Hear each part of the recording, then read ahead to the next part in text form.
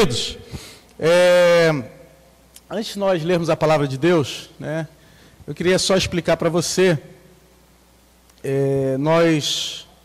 volta lá aquela imagem, ô Vivi, ô Pablo, perdão, volta aquela imagem. O domingo da igreja perseguida, a imagem da Nigéria lá. O domingo da igreja perseguida, ele ocorre todo domingo, uma semana depois do dia de Pentecostes, né? A Páscoa, né? Esse mês, se eu não me engano, foi em abril, né? E 50 dias depois da Páscoa é o dia de Pentecostes, que foi semana passada, e uma semana depois acontece o domingo da igreja perseguida. A outra imagem, Pablo, aquela da Nigéria, está lá 12 de junho. A Vivi deve ter escondido de você. Então,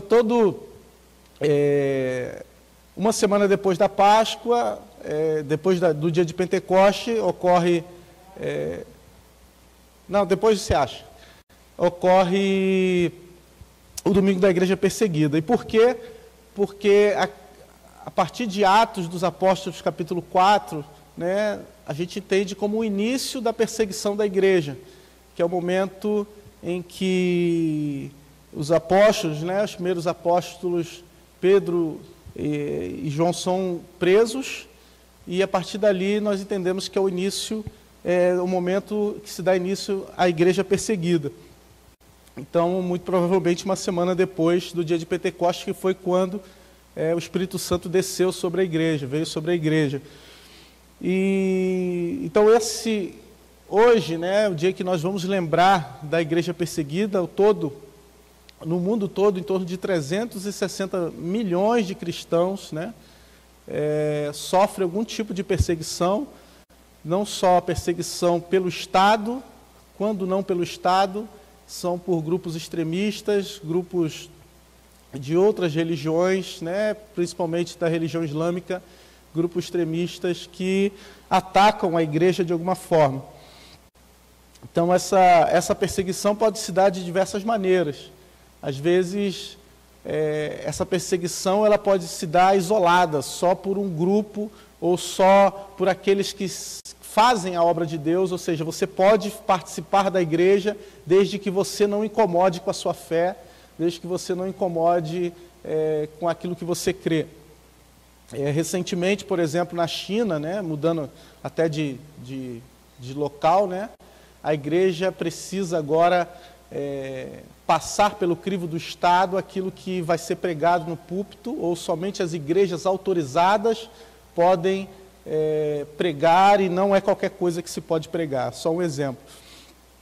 E por que a Nigéria, né? Nigéria e o Oeste Africano? Porque são os lugares onde a perseguição tem aumentado, né? Então, a perseguição ao cristão tem aumentado. Para você ter ideia, na Nigéria, 79% das mortes de cristãos na África ocorrem na Nigéria. E um dos momentos que talvez você vai se lembrar, que saiu na mídia, foi que em 2014, né, cerca de 276 meninas foram pegas pelo grupo radical islâmico Boko Haram, né? Boko Haram, aliás, significa aversão aos ocidentais, ou tipo algo como se afastar do Ocidente, né? E eles pegaram essas meninas, e dessas meninas, 53 conseguiram fugir. E quando foram ver, né, elas relataram que elas passaram, e elas disseram que grande parte delas foram obrigadas a casar com radicais, com aqueles homens, muitas delas foram estupradas. Então a gente vê que é uma realidade totalmente diferente da nossa realidade, né? Que a gente não convive com isso, a gente não passou por situações como essas, e uma pessoa que passa por isso, com certeza tem traumas, como a história que eu contei aqui da moça, que perdeu no mesmo dia o seu pai, o marido, né, e um outro membro da família, e por conta da perseguição. Então, para uma pessoa dessa ir para a igreja, para uma pessoa dessa voltar à igreja é muito difícil, porque ela fica com certeza traumatizada, achando que a qualquer momento, no horário, no momento de culto, alguém vai bater na porta da igreja, alguma coisa pode acontecer. Então eu queria ler, junto com você, o texto do profeta Isaías, no capítulo 54, no verso 17. Aliás, né, a missão Portas Abertas ela começou há 65 anos atrás, né, com o pastor André. Inclusive, eu tive a oportunidade de ler um dos livros do pastor André, que é O Contrabandista de Deus. Se você quiser depois, você pode adquirir, que é um livro que ele relata como ele conseguiu entregar Bíblias por trás da cortina de ferro. Na época tinha a Alemanha Oriental e Ocidental, então a gente, desde aquela época, se começou a fazer missões, a missão Portas Abertas, a levantar qual era o nível da perseguição nos países. Então hoje se tem um mapa, né, de como está a perseguição nos países. Então Isaías capítulo 54, verso 17, diz assim, a palavra de Deus. Amém? Nenhuma arma forjada contra você prosperará, e você condenará toda língua que quiser acusá-la em juízo. Esta é a herança dos servos do Senhor, e a sua justiça que procede de mim, diz o Senhor. Amém? Glória a Deus. Isaías, ele está profetizando a um reino próspero. Está falando ao reino de Judá. Está falando a parte sul, né, de Israel, falando coisas maravilhosas, coisas boas. Ou seja, nenhuma arma preparada, nenhuma arma forjada vai prevalecer contra vocês. Essa era a palavra de Deus, era a promessa de Deus.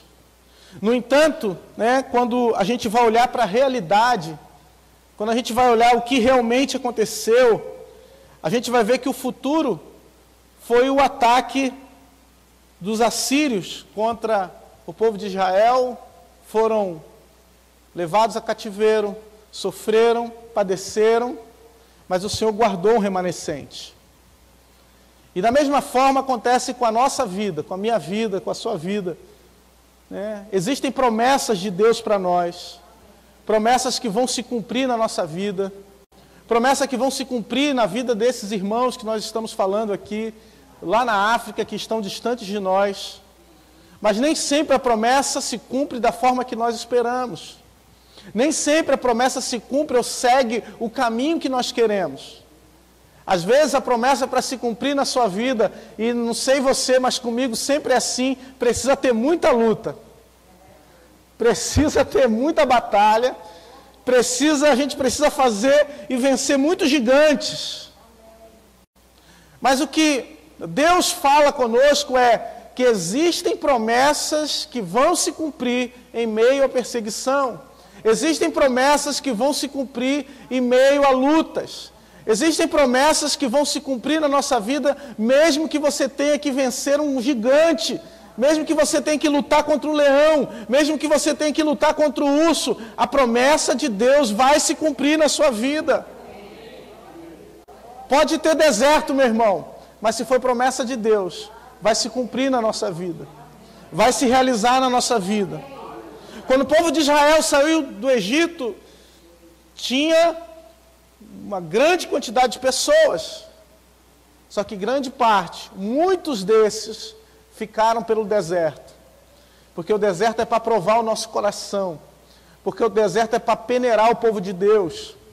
O deserto, né, e as dificuldades, as lutas, são para que o Senhor possa nos aperfeiçoar.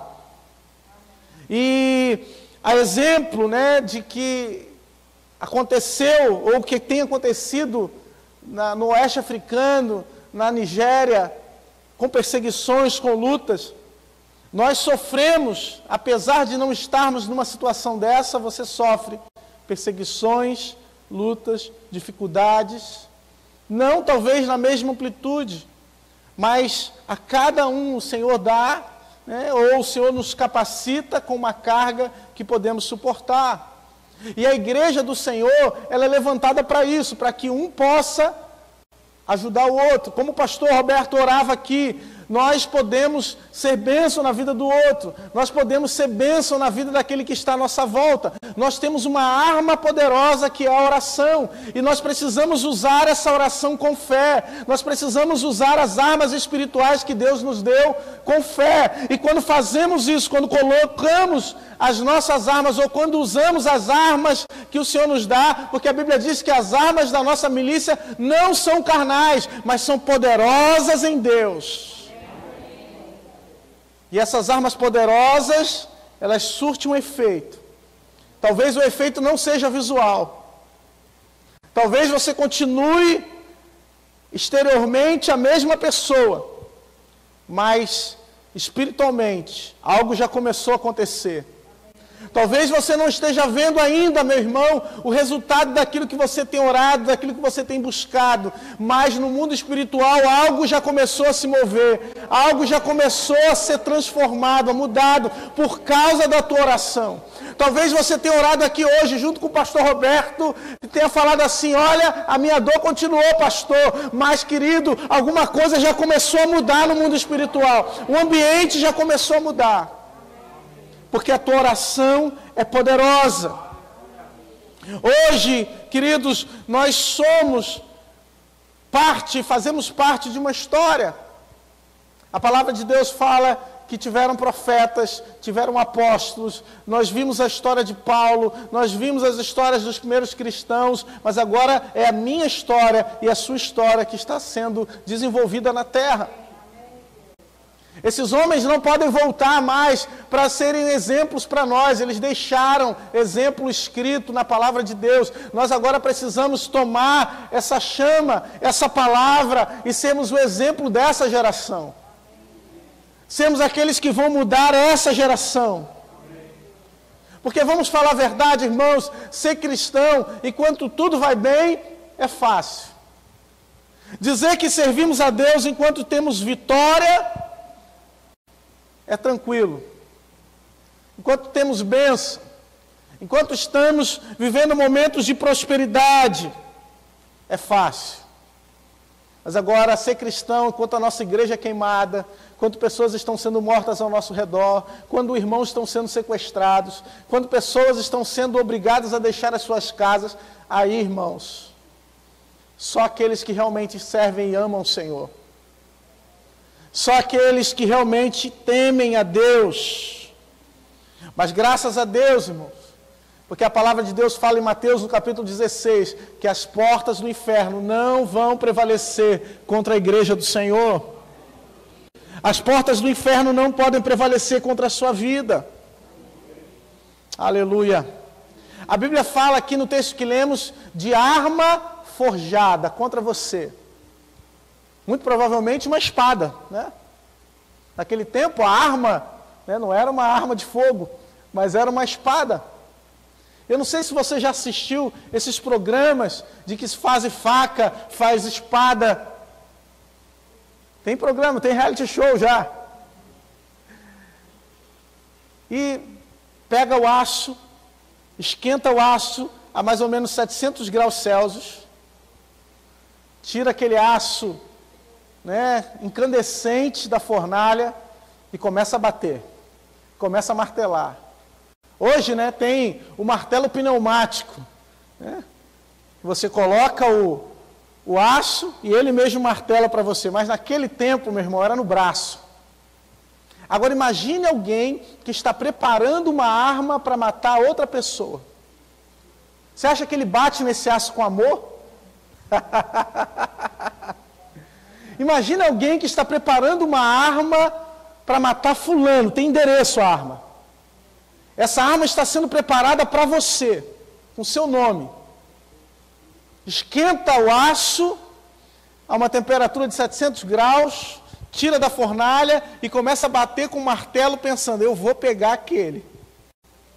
Isso aqui é para ele. É para ela, tem endereço.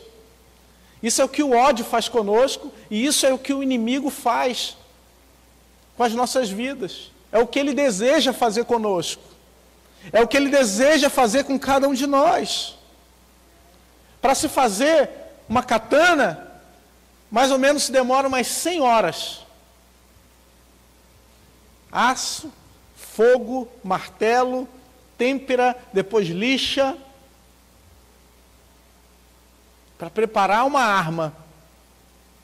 Mas a palavra de Deus diz que essa arma preparada com teu nome, com teu endereço, ela não vai prosperar contra a tua vida. Ela pode ter endereço, mas ela não vai chegar no destino. Ela pode estar sendo preparada, mas ela não vai chegar a te atingir. Não vai tocar em você. Mas como crer nisso, pastor, quando o Senhor mesmo disse que existem cristãos que estão sendo mortos? Como nós vamos crer nisso se à nossa volta existem pessoas que estão padecendo o verdadeiro terror na terra? Coisas terríveis se passando em volta delas. Nós não podemos esquecer que a palavra de Deus nos fala em Mateus, no capítulo 24, que nos entregarão para serem perseguidos e condenados à morte, e que nós seríamos odiados por todas as nações por causa do nome de Jesus. Não podemos esquecer disso. Não podemos esquecer da palavra de Deus em Mateus, no capítulo 5, no verso 11, que diz que bem-aventurados seremos nós, quando por minha causa, por causa do nome de Jesus, nos insultarem, perseguirem e levantarem todo tipo de calúnia e mentira contra nós. Nós não podemos nos esquecer que isso também é promessa de Deus. Isso também é palavra de Deus. Aleluia. Aleluia. A palavra de Deus fala de um sistema judiciário, de um sistema de justiça corrompido. Não é à toa que uma das faculdades que o Espírito Santo nos dá é que quando nós fôssemos colocados em juízo, o próprio Espírito falaria por meio de nós, que a gente sequer precisaríamos nos preparar. Porque o sistema já estaria contra nós. A palavra de Deus fala em Atos, no capítulo 1, no verso 8, graças a Deus, porque nós vamos receber poder quando o Espírito Santo vier sobre nós. E nós vamos ser testemunhas de Jerusalém, Samaria e até os confins da terra. Vamos ser as testemunhas de Deus. Aleluia. Ou seja, o que eu estou dizendo para você, meu irmão, é que apesar de estarmos sob ataque, apesar de existir uma mira em cada um de nós, existe uma força muito maior contigo. A primeira lei de Newton diz que um corpo, ele tende a estar em movimento ou a estar em repouso, a menos que uma outra força externa mude a direção dele ou faça com que ele permaneça no mesmo lugar. Um corpo, ele tende a permanecer em movimento, ou ele tende a estar em repouso. Para que esse corpo saia dessa posição de repouso, ou para que ele saia dessa posição de movimento, precisa de uma força maior. Se você lança uma bola de boliche e coloca na frente rolos de papel higiênico, a bola de boliche vai passar por cima de tudo. Mas agora, se você coloca uma muralha forte, a bola de boliche é parada. Deus colocou sobre a igreja um poder sobrenatural. Deus derramou sobre a igreja o poder do Espírito Santo. A autoridade que só o Espírito Santo pode dar. E o poder do Espírito Santo pode deter as forças do mal. O poder do Espírito Santo pode parar as forças da maldade. O Espírito Santo está sobre a tua vida. Nós obedecemos uma ordem. E quando olhamos para a igreja do Senhor, eles também receberam o Espírito Santo, eles também foram cheios do poder de Deus. A estrutura daquela cultura, daquele povo, daquele tempo onde eles viviam, foram abaladas pelo poder da palavra de Deus. Só que a perseguição começou a crescer. E é diante desse contexto de perseguição que surge a igreja perseguida. Foi quando lá em Atos, no capítulo 4, no verso 3, pegaram Pedro e João e colocaram na cadeia.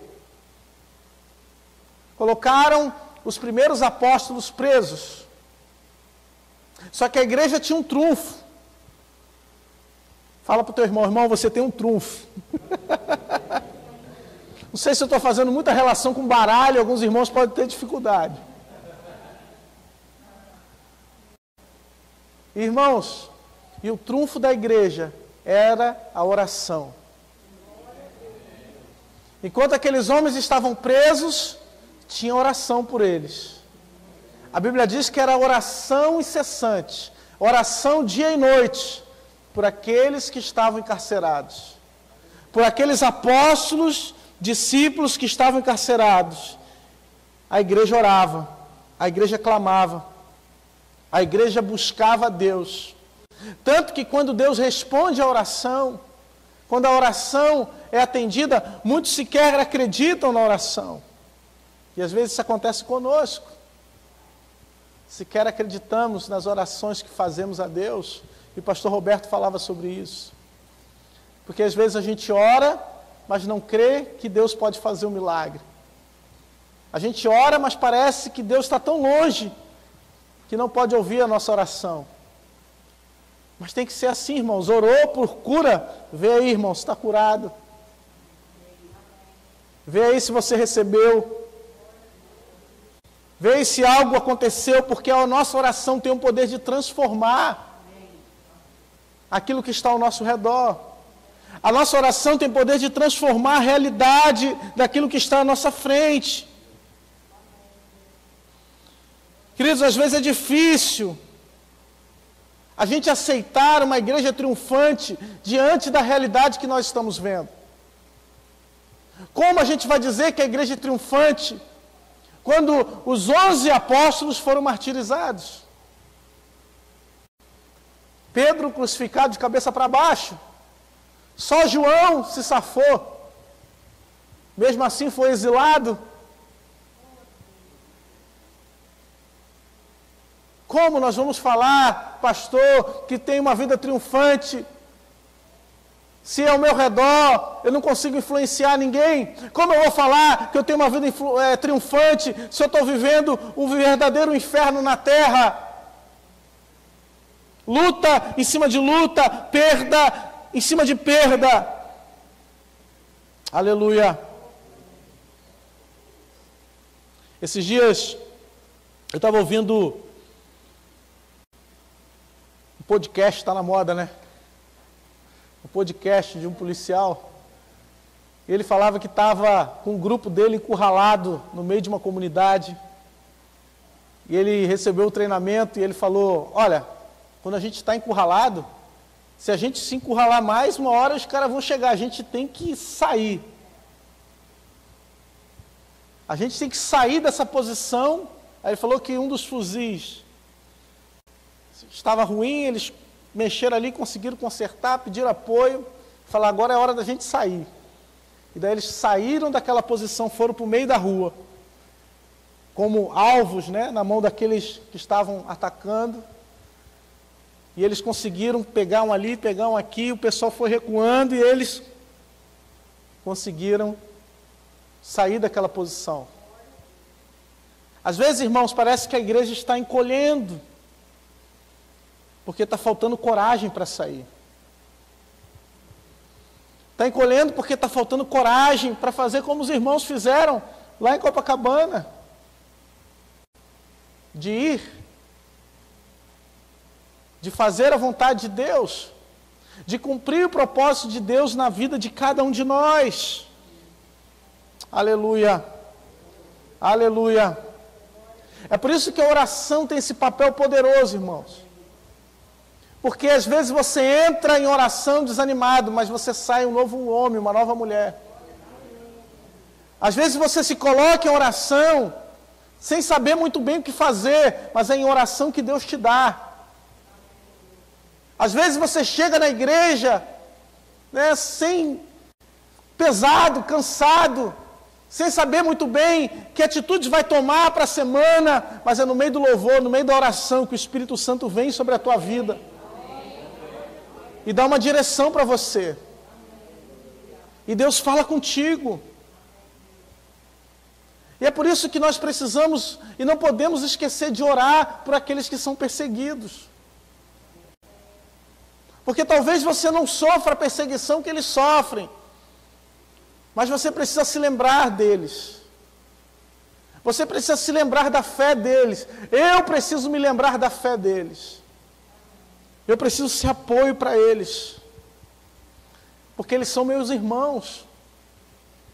E a palavra de Deus diz que nós devemos chorar com os que choram e nos alegrar com os que se alegram.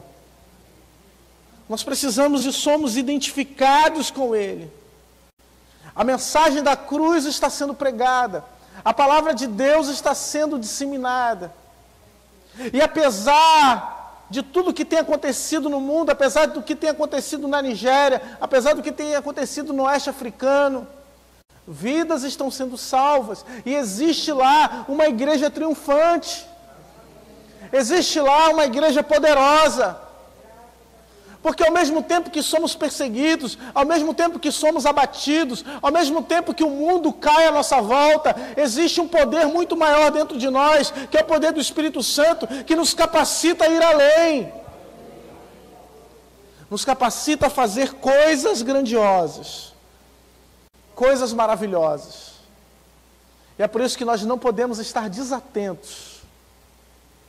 Uma coisa que Deus tem falado comigo esses dias,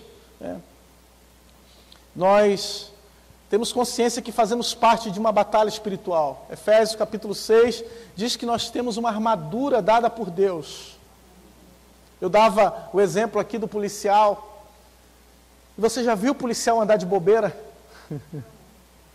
Já viu o policial andar distraído? O policial quando entra, O policial quando entra num lugar para sentar no restaurante, ele não senta de costa para a rua. Ele olha para tudo que é canto. Eu vi um relato de um policial que ele falou que estava dirigindo o carro com a arma na mão, porque se o carro da frente parar, ele já está preparado. Agora, irmão, você é um combatente de Deus. Eu sou aquele, um combatente de Deus, e muitas vezes nós estamos andando distraídos. Deus nos deu armas poderosas em Deus. E às vezes parece que a gente esqueceu essa arma. A Bíblia diz, escondi a tua palavra no meu coração para não pecar contra ti. Mas a gente se aparta da palavra, não lê mais a palavra de Deus, não ouve, não escuta mais. Essa arma fica embanhada, quando não, fica guardada na gaveta de casa, escondida. Ah, pastor, eu tenho celular a gente pode entrar, mas você entra, quando você pega o celular, só entra nas redes sociais.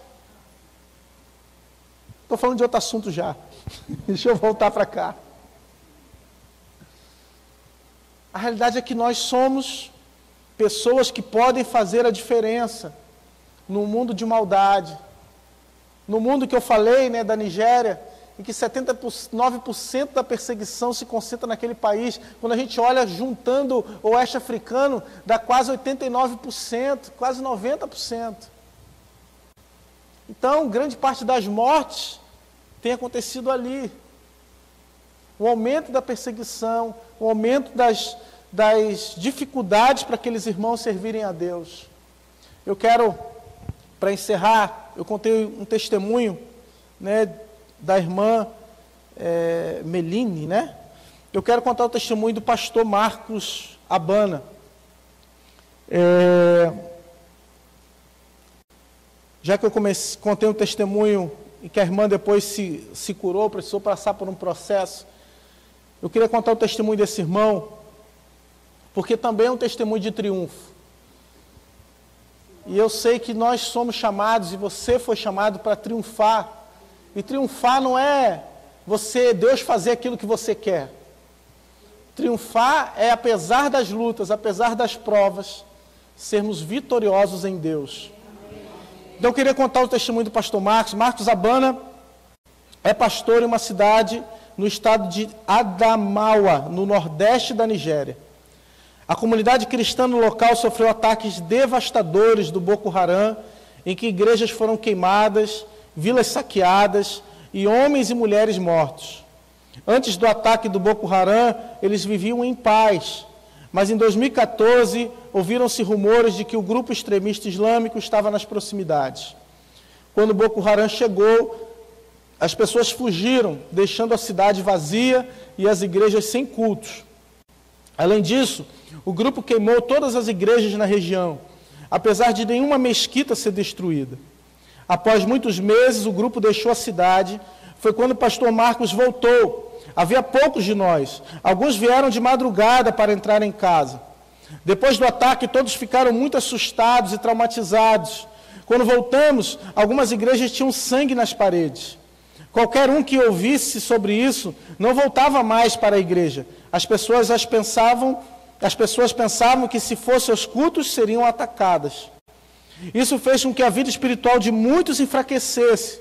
Quando você caminha com o Senhor e essas coisas acontecem, há uma grande decepção, medo e perda de confiança e esperança. Sinceramente, na época, minha vida espiritual também foi abalada. Eu fiquei tão assustado que minha fé estremeceu. Ainda assim, a palavra de Deus continuou lembrando o pastor que ninguém que coloca confiança em Deus será abandonado. Na época, ele foi transferido para a região mais perigosa, perto de onde Boko Haram acampava. Eu comecei visitando as casas dos membros da igreja, mas ainda assim, apenas 4 concordaram em voltar. E foi assim que começamos os cultos novamente, até os membros finalmente virem em maior número. Assim que as pessoas começaram a voltar para a igreja, a Portas Abertas organizou um seminário pós-trauma. Pastores e membros receberam encorajamento e ensinamentos. Muitos também receberam alimentos. Afinal, ninguém tinha reserva de comida ou apoio financeiro. Vocês continuaram nos encorajando e treinando.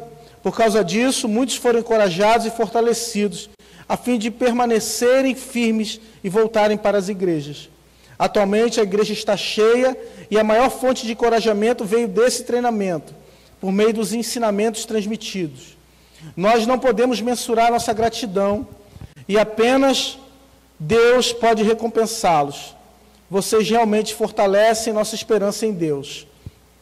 Para encerrar, o pastor Marcos afirma que antes do ataque do Boko Haram eles eram fracos, mas depois se tornaram muito fortes na fé. Nós não oramos para que Deus tire essa dificuldade, mas para que nos dê graça para permanecermos firmes. A Bíblia nos diz que quem perseverar até o fim receberá uma coroa de justiça. Essa é a mensagem que eu quero mandar para os cristãos ao redor do mundo. Antes dos ataques do Boko Haram, a igreja do pastor Marcos tinha 200 membros. Atualmente tem entre 300 e 400. Algumas das igrejas na região que não tinham nem 100 membros, agora estão com mais de 500. Como nosso Mestre Jesus passou por esse sofrimento, nós que nos tornamos seus seguidores, também passaremos por isso, mas ao final seremos vitoriosos. Amém? Se você puder dar uma salva de palmas ao Senhor.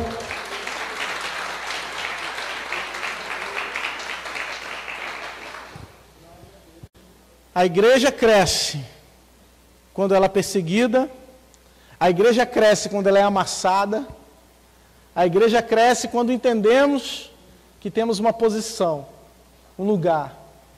E esse lugar é um lugar de triunfo, porque é ao lado do Senhor Jesus, é junto do Senhor. O Senhor está perto de nós. Ele está perto daquele que tem um coração quebrantado, daquele que tem um coração contrito. Eu não contei essas histórias aqui para te sensibilizar, simplesmente para você, talvez chorar por algo que está acontecendo longe de você, mas para você pensar, meditar. Para nós meditarmos como igreja, como está a nossa vida espiritual? Como está o nosso relacionamento com Deus? Como nós temos nos colocado como soldados nessa batalha? Uma batalha de oração, uma batalha que é vencida pela fé. Nós não lutamos com armas naturais, com armas carnais, mas lutamos com as armas de Deus. E as armas que Deus nos dá é o escudo da fé, a couraça da justiça, o capacete da salvação, a espada da verdade, que é a palavra de Deus, as sandálias da preparação do Evangelho da paz. É com eles que nós estamos preparados, revestidos. Aleluia. E o Senhor está aqui revestindo pessoas. O Senhor está aqui nessa manhã revestindo corações que vão se incendiar com uma chama por missões, uma chama por vidas, uma chama por almas. Você vai clamar e acordar às vezes de madrugada e o Espírito Santo te incomodando. Não estranhe isso, porque é Deus te levantando para algo maior, é Deus te levantando para fazer coisas grandes para Ele. Quando você começa a se incomodar com o sofrimento daquele que está na porta do teu prédio, às vezes pedindo dinheiro, e começa a clamar a Deus para que Deus mude a realidade dele, é Deus falando contigo, é Deus te movimentando, é o Espírito Santo trabalhando na vida da igreja, e Deus pode fazer isso contigo, Deus pode fazer ainda mais, porque Ele é poderoso, porque Ele é maravilhoso, porque Ele é grande. Eu queria que você desse uma salva de palmas ao Senhor.